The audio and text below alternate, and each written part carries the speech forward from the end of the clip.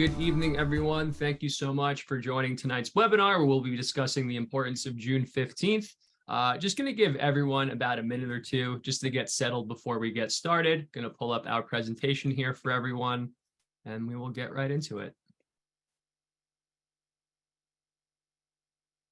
All right, as I see the numbers go up here, once again, thank you all so much for joining tonight's webinar about the importance of June 15th in the recruiting process. While we let everyone get settled, if everyone wants to take a moment, the best place to find recordings of our webinars, recruiting tips, anything kind of that's going to be a benefit to you regarding the recruiting process. We have a YouTube channel that we're going to be posting all of our new content in regards to that. I'll make sure to actually put in the Zoom chat link right now, everyone, an opportunity for you to go ahead and just subscribe right there if you'd like, but that's also where you'll be able to find a recording of tonight's webinar as well. So be on the lookout for that. We'll make sure that everyone has access to this after the fact as well, but best place to get any information regarding the recruiting process and how we'll be able to help you guys out with the process moving forward. The best place to get that information is through that channel now. All right. And like I said, we're just going to wait another 30 seconds or so before we really get into it, and then we will get started.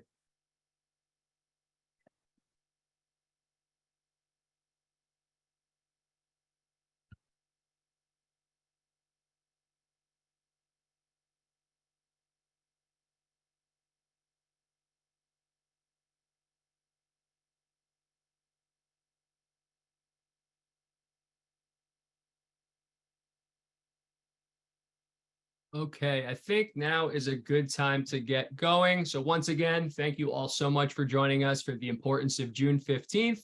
What to do moving forward. We're just about a week or so away from that very important date on the recruiting calendar. For starters, just take a moment to introduce myself. For those who haven't seen me on webinars before, my name is Mike. I'm a senior recruiting analyst here at SportsRecruits, meaning I work with any families who are looking for additional support in the recruiting process. Communication with coaches, the video side of things, getting ready for college applications, whatever it might be. We're happy to lend a helping hand in regards to that. My background was as a football player. I played at the Division III level at a school called Mount Ida College right outside of Boston in Newton, Massachusetts, and also had a chance to coach at Long Island University and was a grad assistant and tight ends coach there. Super excited to be hosting this tonight, and I'm going to kick it over to Emily so she can give you guys a bit of a background about herself. Great. Hi, everybody. My name's Emily. I'm the head of student athlete success over here at SportsRecruits. So I am in charge of running our recruiting guidance team and also our customer success specialist team. So whenever you have questions and you're emailing in to help, we're working towards you to help answer your questions, whether it be with your account and things like that, best practices. And then with the recruiting guidance team, as Mike said, he is on that team. We work with families one-on-one throughout the recruiting process, providing them support throughout the way, whether that be email templates, helping with putting together an effective highlight reel, what camps they should be going to, really anything you need in the recruiting process. That's what our team is doing.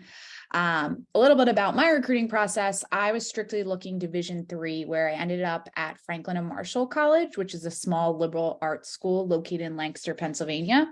During my time there, I worked in the athletic department. I worked with various different teams, and I was also the assistant to the associate athletic director. Like Mike said, we are super excited to talk about tonight's topic.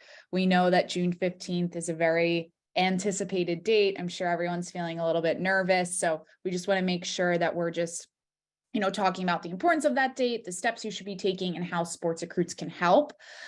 Just a few logistical things. Any questions, please feel free to throw them in the chat or Q&A. We carved out some time at the end to answer those, and maybe we can answer them without. And then also everyone who's attending, like Mike said, the recording will be posted on our YouTube channel, but you will also get emailed a recording as well. Perfect. Thanks for that, Em. And once again, we're going to give everyone a bit of a background on what exactly we'll be discussing here. I'm going to start us off to give everyone a bit of an understanding of why June 15th is important, who specifically is impacted by this date, and what you can expect moving forward once we get past that particular date. Emily will then take over to talk about how to know where you stand and steps to take moving forward once we get past June 15th, and give everyone a bit of a breakdown on how sports can be a benefit to your process moving forward in regards to this date. So to get into it, first of all, the importance of June 15th, we'll just kind of go over how it affects people based on what division that they might be interested in competing at the next level. At the Division I level, it's going to be specifically an allowable date for college coaches to initiate or engage in recruiting-related discussions with a specific group of sports prospective student athletes. We're going to talk about what sports are affected on the next slide, but the one thing to keep in mind here is at the Division II level, it's the same situation where that recruiting-related discussions can start happening, but that's going to be across all sports at the D2 level. The biggest thing to really keep in mind here when it comes to what exactly this means is that as a student athlete, you can reach out and you can contact college coaches as early as freshman year, as early as 8th grade if you really wanted to. There's no rules stopping a student athlete reaching out and contacting college coaches. What is limited for those D1 and D2 coaches is how exactly they can respond. A lot of you have probably contacted college coaches before, and I imagine a lot of you in this meeting here tonight are in the class of 2025, as you're going to be the ones who are getting impacted by this particular date. And if you've reached out to D1 and D2 schools before, you've probably seen a lot of the same type of responses. Thank you for your interest. We're looking forward to speaking to you further, but due to NCAA rules, all we can send you right now is links to a recruiting questionnaire and information about any camps that we'll be hosting coming up soon.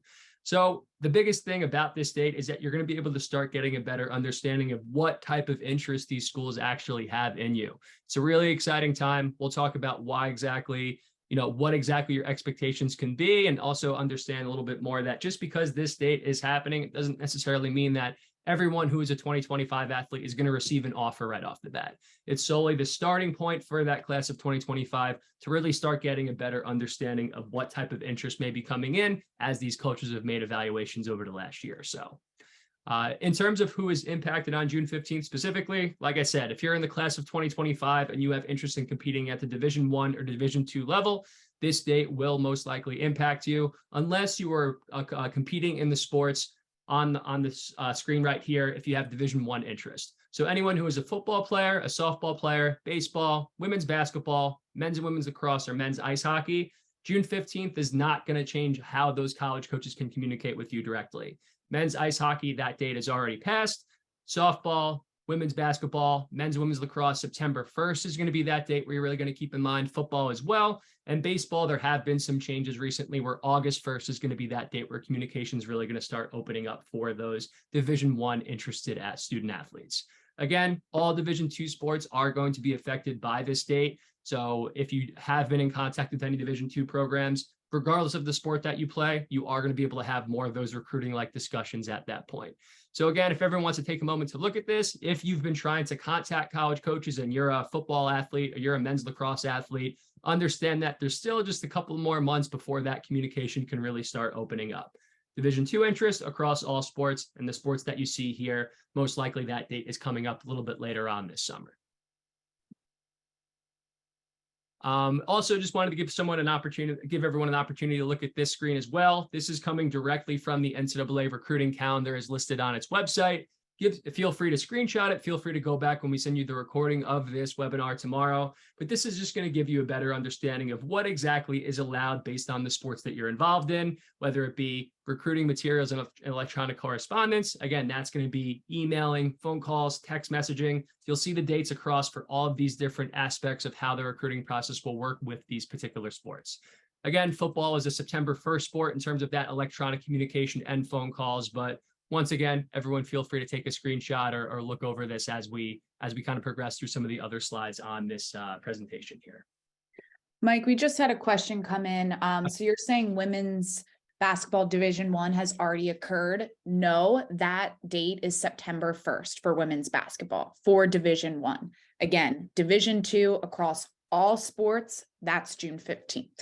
Yes, and not to worry, me and Emily will also be hosting the Importance of September 1st webinar, probably a week or so out from there as well. So if you are a women's basketball athlete, you will be receiving an invitation to that webinar too. So don't worry, you haven't missed anything just yet if you're a women's basketball athlete. And last up for me, we're going to talk about what to expect moving forward. So again, D1 and D2 college coaches, they can contact you through email, phone call, text messages, Zoom meetings, however they might want to have that direct communication. They could also be specific and talk about your recruiting process. They might ask you to come up and see the campus. They might be able to tell you how they think you performed at a certain event, for example. All these things where those coaches had those limitations prior, they can really start being a lot more direct in what they think of you as a potential recruit for their program. Depending on the conference that school is in, they also might be able to reach out and contact the top athletes on their list and start sending out verbal commitment offers as well. Now, keep in mind, since you are going into your junior year, nothing will be an official commitment, a signed commitment until your senior year, once you get to your national letter of intent signing day. For a majority of the sports that we work with, that's going to be at some point in November, most likely. So any commitment that happens before senior year would be considered verbal, meaning there's no contractual obligation. You're essentially saying, hey, if all goes well, you're going to end up at that school and you're going to have a secured spot on the roster, barring that you're going to be able to get into the school academically. So that's really the biggest thing to keep in mind, once again, is the communication and the type of conversations that you can have are really going to be much more important and much more worthwhile with those college coaches on your list at the D1 and D2 level in those particular sports. Great. This is me, right, Babbage? Yes. Okay. So now we're going to talk about after June 15th, when it passes, how to know where you stand and the steps to be taking moving forward. So I think a good thing to point out, which Mike mentioned earlier, is that college coaches, they definitely have tiers. So they have their top tier of recruits and they have their second, and then they have their third.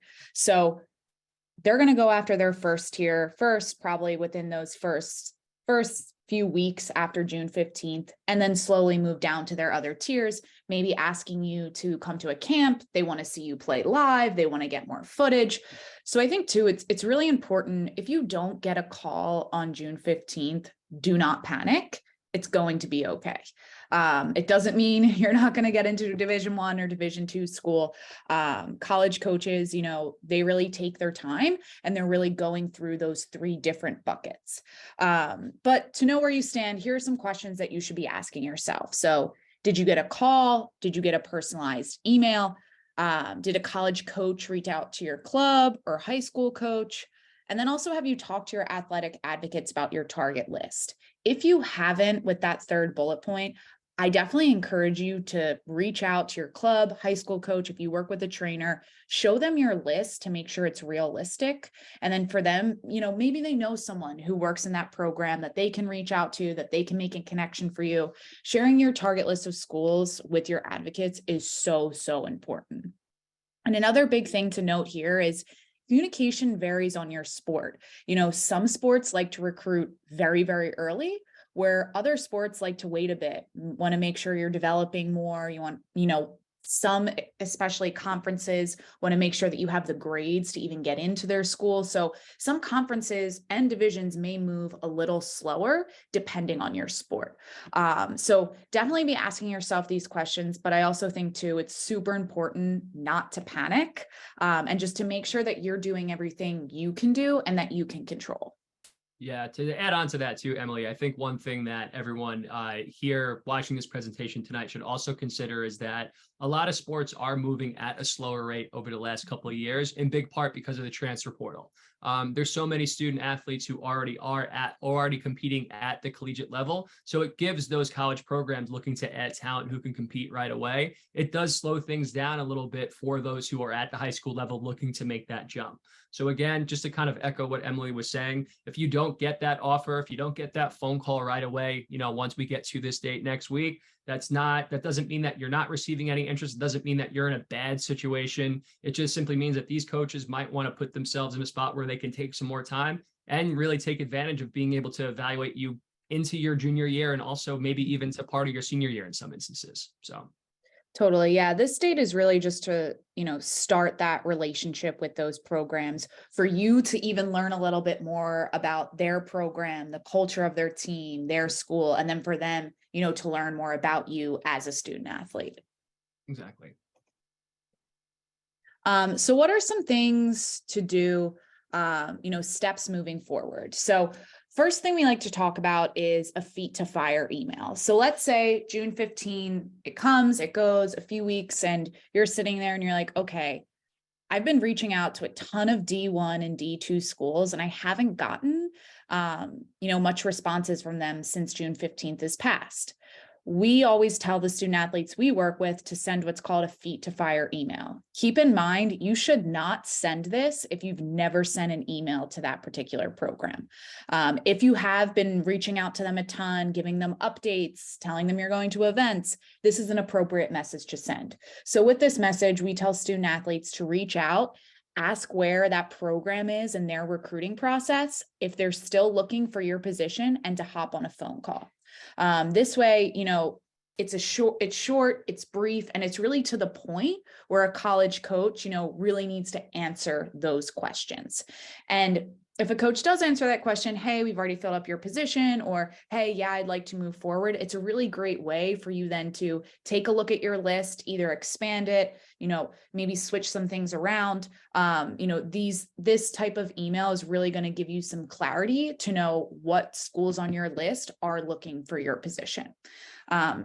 Even after June 15th, still communicate with college coaches. Communication is so important in your recruiting process from the beginning all the way to the end. Especially with the summer coming up, you guys have so many opportunities to reach out to these schools. So any updates with events you're going to, if you have any highlight reels with updated film, test scores, end of the year transcripts, these are all great reasons to get on a college coach's screen and stay on their radar. And then also too, with this date passing, you can have those recruiting like conversations, but you can also get on phone calls. So definitely try to set up phone calls with some of these programs you're interested in with using that feet to fire email. Afterwards too, it's really a great time to take a look at your list and maybe have a reset, right? Should you be expanding your list a little more? Should you put some D3 schools on there? And again, leaning into your advocates to make sure that you're on the right track, both academically and athletically. And then finally, Mike and I will probably say this till we're blue in the face, but do not panic. This is just the beginning of direct communication. If you don't get a call on June 15th or even a week afterwards, it's okay. Send that feet to fire, continue to update them, and continue to engage with these college coaches. While we're on the topic of expanding your list too, because I know we also invited 2026 athletes to tonight's webinar as well. Keep in mind that with Division III programs, you might be able to have some of this direct communication to prepare you for these D1 and D2 schools down the road as well. So even if you are someone who's certain that you want to play at the highest level possible, that you want to play at a top 25 D1 school, you should still have a couple of D3 programs that you think could be a possible fit for yourself, because at the very least, it's just going to get you more prepared for what those conversations might be like if those D3 schools are interested in speaking with you directly, because they don't have those same rules as D1 and D2 do. Totally. And it's super important. And I may be jumping ahead of myself here, but it's really important when you're building your list to have a good amount of reach, fit, and safety schools, both academically and athletically. God forbid you put all your eggs in the basket with all reach schools. It doesn't work out. You're going to have to start from square one. Exactly. Cool. So now we're just going to talk about, the different tools with SportsRecruits and how you can be using them throughout your recruiting process, and specifically like post June 15th. So first, I was jumping ahead of myself, using the advanced school search tool to look for schools that are important to you. So the way that that's broken up is in different categories. So when we talk about building your target list of schools and finding the right fit for you, we've kind of broke down 5 different categories that are super important to find the right fit. So there's the academic fit, the athletic fit, the geographical fit, social fit, and finally the financial fit. So academically, some questions you should be asking yourself is, do they have a major that I want to study, a minor? And some of you may be like, Emily, I'm really young. I don't even know what I want to major in. And that's totally fine. I was in the same boat. Just look at the classes that they have, classes, majors. If a few of those pique your interest, then it would be a good fit for you academically. Athletically, it's super important to ask yourself, what level do you want to play at? D1, D2, D3, NAIA, JUCO. Do you want to play for a program where you're going to start your freshman year, or do you want to play for a program that you don't mind, maybe sitting on the bench until you get to your junior, senior year? Geographically, asking yourself, is it important to be close to home, or am I okay, jumping on a plane, going across the country, or do I want my, friends, family to be able to come and see my games? Socially, asking yourself, do I want to go to a big school, a small school? Are clubs important to me? Is Greek life important to me? And then finally, financially, that's something that usually comes towards the tail end when you really are dwindling down that list. And that's different for every single family. Now, keep in mind, as Mike said, building your target list, this process is fluid and it can change. It will change all the time during your recruiting process. Schools can be on there. You can take them off. You can put them on again. That's totally fine. Your likes and dislikes will change as you continue to grow as a student athlete. And then finally, as I was alluding to before, you really want to make sure that you have a robust list, having anywhere from 20 to 30 schools with a good amount of reach, fit, and safety. If you only have about 5 schools on your list, you are limiting yourself. So, have as many schools on your list that you can handle, but also just make sure it's robust with that reach, fit, and safety. Perfect. So whether you have a free or pro account with SportsRecruits, everyone has access to this feature, the school search feature. Keep in mind, this is contingent on your gender and your sport. So if you're a women's volleyball player, the only schools that will appear in this search are ones that have a women's volleyball program. Now, once you're searching, you're favoriting schools, you're going to have a favorites list. Keep in mind, college coaches cannot see that list. That is only for you, parents, guardians, coaches who have access to your account. One school doesn't know that you favored the other. However, a program does know if you favorite them. There's a college coach side of the platform, and they're able to see which student athletes have favorited their program. So that's something to keep in mind and is really advantageous to be favoring the schools you're interested in, because the coaches will know. Yeah, definitely. Yeah, this is a really great way to expand that list, especially if you are looking for some other options. You could find schools based on where it's located, what division it might be in, how big or small the school might be, and you'll be surprised at how many programs actually check off a lot of your boxes that you may have not even heard of before. So highly recommend utilizing this when you are looking to expand that list at any point. Yeah. Great. So as I was saying earlier, communication is so important in your recruiting process. So if you're sitting here and you're like, okay, I haven't sent a message to a college coach yet, that's totally fine. Over the next 1 to 2 days, send that introduction message. On the SportsRecruits help desk, we have an introduction email template that you guys can definitely use. It's just really important that you're personalizing it. This is a short message, just letting college coaches know who you are, why you're interested in their program, and then using the SportsRecruits messaging system, because that links out to your profile. Other reasons to be reaching out to college coaches are around events. We are approaching event season, and it is so important to let college coaches know where you're going. When they're going to events, they're not walking around trying to find the best player. They're walking around with a predetermined list of student athletes who have reached out, let them know that they're going, and have expressed interest. So it doesn't make sense to attend events if you're not letting college coaches know you are there. It is so important to message them. We encourage, to message 7 to 10 days before the event with the schedule. However, things change. Sometimes schedules don't come out that early. That's totally fine. Just as soon as you get that, let the college coach know that you're going, your schedule, and who you're playing for. Another thing that we always like to say too is say thank you to a coach after an event, especially if it was a camp, clinic, prospect day. If you went to a showcase and there was a college coach coaching you, that's always a nice thing that college coaches like to see that I feel like a lot of student athletes may forget. Other things you can update coaches on are academics, final transcripts. You guys are finishing up the school year, letting them know your GPA if you took any honors or AP courses. And then if you've taken any SAT or ACT tests, letting them know your scores. Video also so important. College coaches really need to see video to know if they want to move forward with you if they haven't seen you play live. New highlight reels, skills video, raw footage. We encourage student athletes to have, all three of these on their profile. You'd be surprised how much college coaches like to watch raw footage. It could be, 8 minutes of a game, of a match. It doesn't need to be the full game. However, they really like to see how you're acting when, you may not be the main focus. But highlight reels and skills videos are also super important. With the SportsRecruits platform, whether you have a free or pro account, everyone has access to the highlight reel editor. So definitely take advantage of that to put together a reel or a skills video to get that on your profile.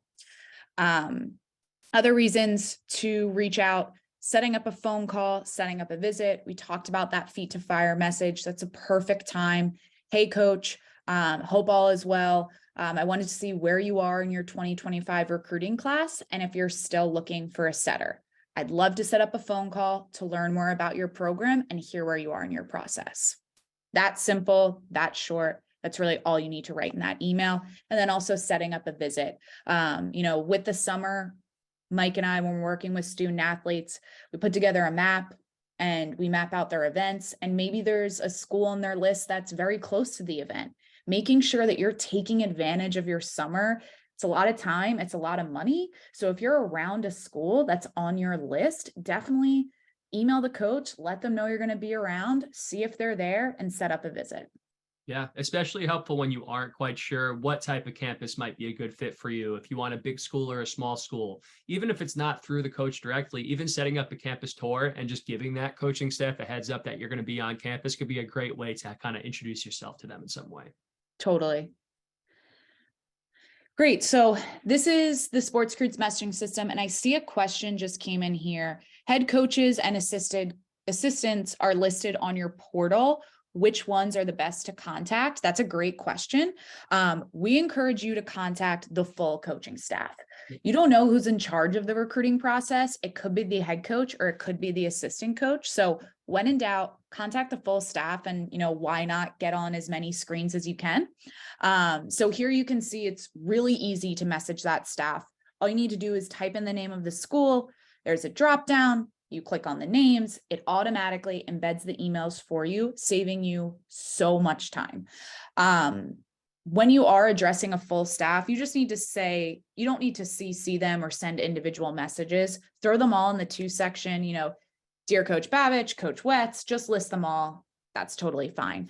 In terms of subject lines, things that you should have in there: first name, last name, your grad year, your position, and the reason why you're reaching out. So introduction, setting up a phone call, live, love, lax event, anything. The purpose of the message should also be in that subject.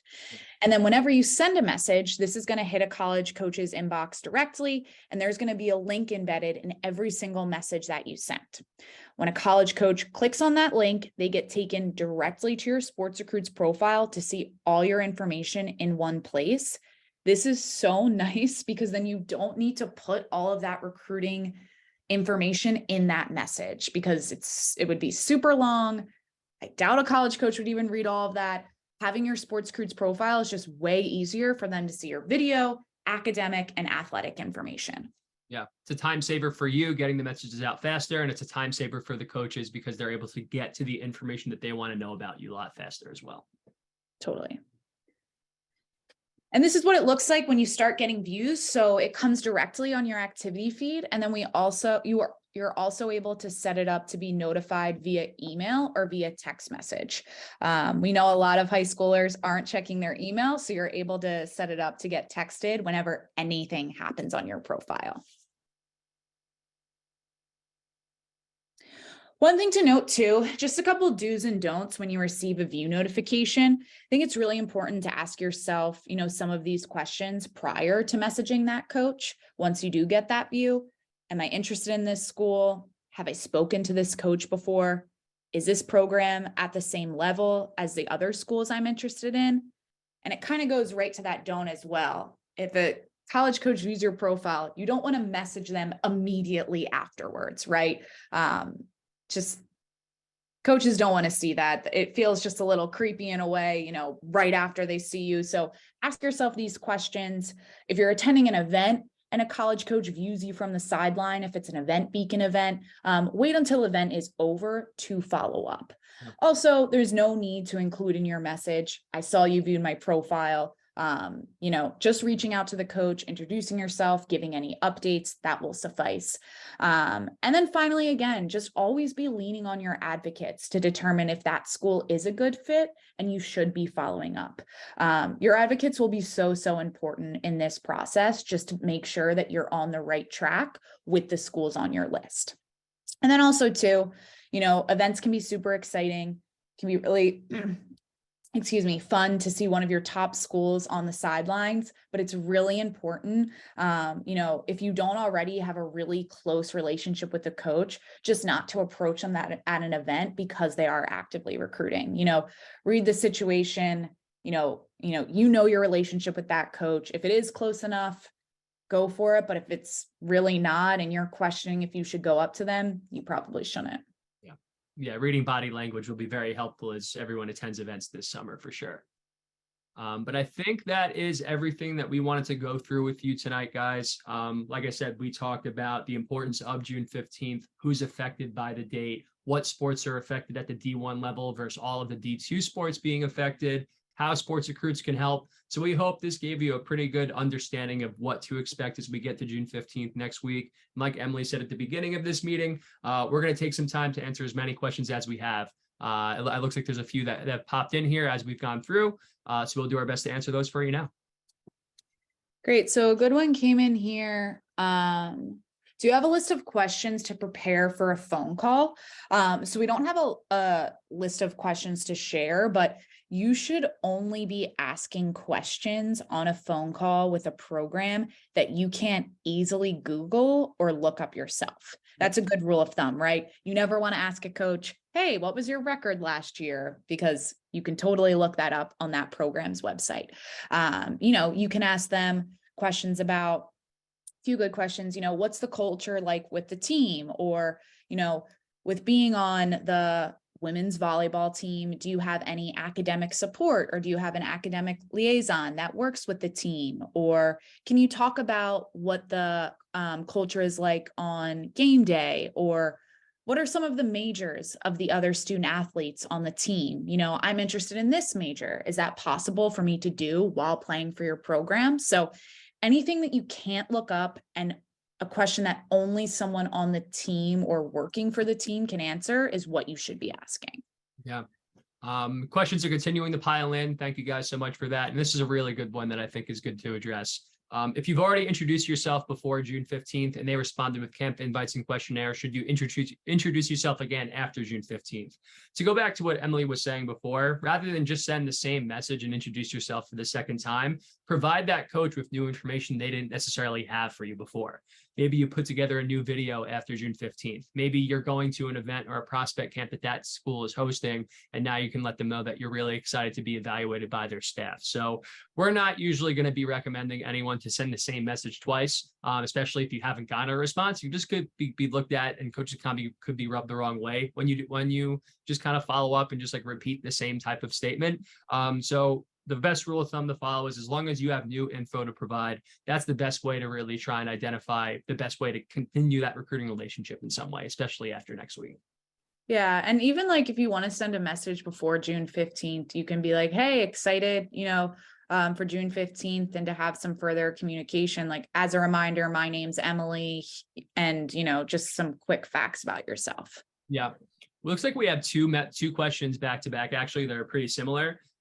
Basically, these people are asking, if you're looking at Division I schools, but you receive an offer from a D2 school or some sort of high level of interest from a D2 school, how do you go about that?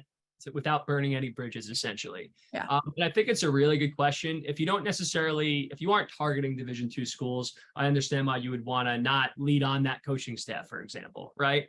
But there's no guarantees in the recruiting process. So unless you are 100% certain that this school is not for you, don't go out of your way to tell them, hey, look, I'm looking a different direction. We usually tell people, leave the door open for as long as you can. If it's something as simple as they don't carry the engineering major that you're looking for and there's no way it's going to work out, yes, at that point you can tell them, listen, I just don't think it's a good fit. I wish you the best of luck moving forward in finding the proper talent for your 2025 class. Yeah. In the most instances, it's probably better off just to hear out the coach. And again, at the very least, that D2 coach, if they want to set up a phone call or invite you for a visit, you're going to be so much more comfortable when those D1 visits and D1 phone calls happen at some point down the road. So at the very least, utilize it as a learning opportunity, as a training opportunity for yourself. Again, unless you are 100% certain that this is a school that you will not be going to by any means. Yeah. And I also think too, the coaching world's small. So it's super important, Definitely. that you're being respectful to these coaches and not, not answering them if you're not interested. The same way as you want a college coach to answer you, you should be answering them. One quick question came in. Do coaches have visibility to how an athlete ranks certain schools? An example, reach? No. They do not see the ranking and they do not see the categorization. That is just for you guys. Yeah. On a similar topic, someone was asking about like, hey, so how does this process work with NAIA programs? NAIAs are very similar to D3 in terms of there's really no recruiting regulations and stopping you. So if you're a 2026 athlete, you can contact an NAIA school and expect some sort of direct communication from them because they don't have those same stipulations that D1 and D2 offer. So when we just break it down from an NCAA perspective, since this is an NCAA date that we're talking about, but keep in mind, NAIA is very similar to D3 in the lack of communication rules that they have in place. Yeah. Is there a date that coach slash athlete communication ends? No, there isn't. There's no rules surrounding like stopping communication, especially with how much transfers is happening and, student athletes taking gap years and things like that. There's no rules surrounding that. Yeah. And right after that one, this is a good one. If the topic of potential playing is the topic of potential playing time off limits for an initial type phone call? I'm going to go with yeah. You probably don't want to bring up playing time the first time you're reaching out or speaking to a college coach in that type of setting. I've had coaches tell me playing time isn't promised, it's earned. So if they can, even if a coach was saying, hey, we're guaranteeing you a starting spot next year, what if someone outperforms you when you start practicing, right? So yes, they might be able to give you a general idea of who your competition is going to be, but I would not recommend asking about playing time, especially that early on in those recruiting conversations. Yeah. And usually stuff like that will come up organically, right? If you like maybe the third or fourth phone call, or you go on an official visit, that stuff can come up organically. Okay.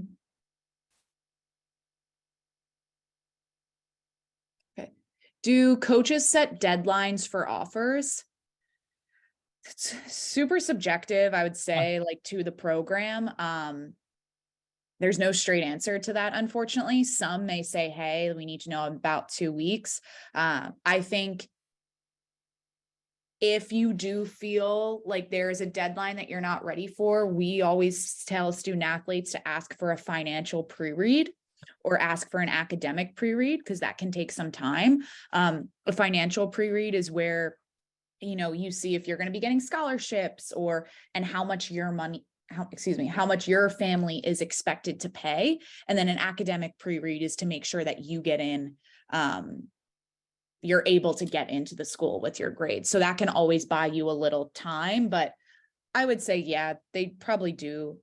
Most do give deadlines. I just don't know how quickly. That's definitely dependent on the program. Yeah, it's very circumstantial, and a real life situation that I've seen with some of the families that I work with, it could be as simple as it's a little bit later on in the process.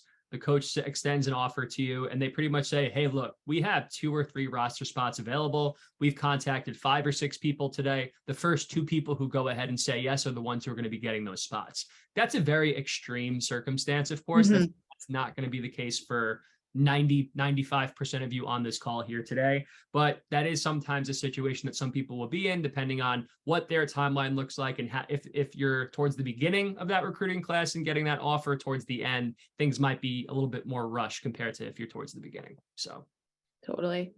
Another just quick, like, logistical question that I think I lost. Does a college coach know if you delete or archive a message? No. The only thing college coaches can see is your profile. They cannot see anything else. yeah. Another question: what is more effective in communication with college coaches, email or the SportsRecruits messaging system? I mean, me and Emily are probably a little bit biased, but we definitely think the SportsRecruits messaging system is the most efficient way to get your name out there. It's not going to be much of a difference in terms of how the college coach receives it. They're still going to get an email in their inbox to their .edu email address they have with that school. Biggest difference is going to be you're going to be able to keep track of who actually took the time to look at your information. And on top of that, you're going to be able to send the messages faster because we're providing you with those coaches' email addresses without you having to go on the website to find it yourself. Totally. So I think from an efficiency standpoint and from a visibility and just like feeling more comfortable about what type of strides you're taking, I think the SportsRecruits messaging system does a really good job and is a little bit easier to use and a better way to go about this process if you've never contacted coaches before. Yeah. And you can look at where there's a help desk video that you can see what a message looks like when it hits a college coach's inbox. Looks like any other email. There's little to no SportsRecruits branding. The only thing that says SportsRecruits is that link. So it just looks like a regular email. Yeah. I think we have time for about one or two more here, Emily. So let's see if I know there's a couple of repeats in here, but let's see if there's anything we haven't addressed just yet. I think this is a good question. Are prospect camps and showcases a must outside of my club tournaments? It's a good question. Yeah. Prospect days I believe are really important once you are like kind of getting towards the tail end. A lot of college coaches recruit from their prospect days, and they like to be able to work with you on a little like more on a one-on-one basis than just watching you at a tournament. With that being said, you don't need to attend every prospect day on your list. We actually have a really good webinar, which is, we have an events webinar that talks about when you should be attending each event in your process. But I do think to have that one-on-one experience with that coach and to be able to learn more about their program, about their team, prospect days are important. Yeah, definitely. I think it's very circumstantial based on how the program operates as well. Sometimes I'll see some of the families that I work with, they'll get an email from a coaching staff saying 60% of our recruiting class attended at least one prospect day last year or something along those lines. So usually coaches are pretty good at giving you a heads up on how important it is to be seen by their coaching staff in an environment and setting like that. And then someone said, what's the tail end? I would summer into junior year or senior year, junior year. Yeah, definitely. Junior and sophomore year. Yeah. Perfect. Yeah, if you see one, I think we have time for one more here. Yeah, a few came in that actually were that are kind of the same. So how often do you update college coach emails? So my team's actually in charge of that, the customer success specialist team. So we work with another team that updates it quarterly.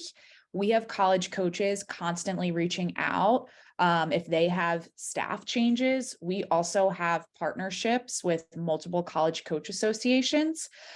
We as a team are also checking monthly. So we are constantly on top of this to make sure we have the most up-to-date emails in our database. Also, if you happen to see one that is outdated, you simply just email us and we're able to add it instantly. It just needs to be on the program's landing page due to, the privacy of student athletes. There's a lot of information on there. So it needs to be on that landing page in order for us to add it. But this is something that my team is very on top of. We're constantly checking. And also college coaches are reaching out constantly as well, because they want to make sure that their staff is updated. Yeah, make sure you reach out to us whenever you see an announcement, you see the coach's email information is available on the website publicly. If it's not updated in our system, send it to us, and that's a top priority type of customer success ticket for our team there. And then Emily's team always does a great job doing that as quickly as possible. Yeah. But like I said, everyone, unfortunately that is all the time we have, but we really appreciate all of the questions that you sent in. It really gives us a better idea of what exactly you're looking to get a better understanding of. Again, this is an extremely important date on the recruiting calendar for you 2025s, and really appreciate any of the 2026s who joined us tonight as well to get a head start so you are going to be more prepared for when this comes around next year for yourself. Again, you're automatically going to receive a recording of this webinar. Make sure you subscribe to our YouTube channel because that's where future recordings and other recruiting tips are going to be posted, for the foreseeable future. Thank you everyone so much again for spending your night with us here. I'm sure you all have busy schedules at this point in time. So really appreciate it. Have a great rest of your evening, and best of luck with June 15th next week. Best of luck, guys. Thanks. Have a great night.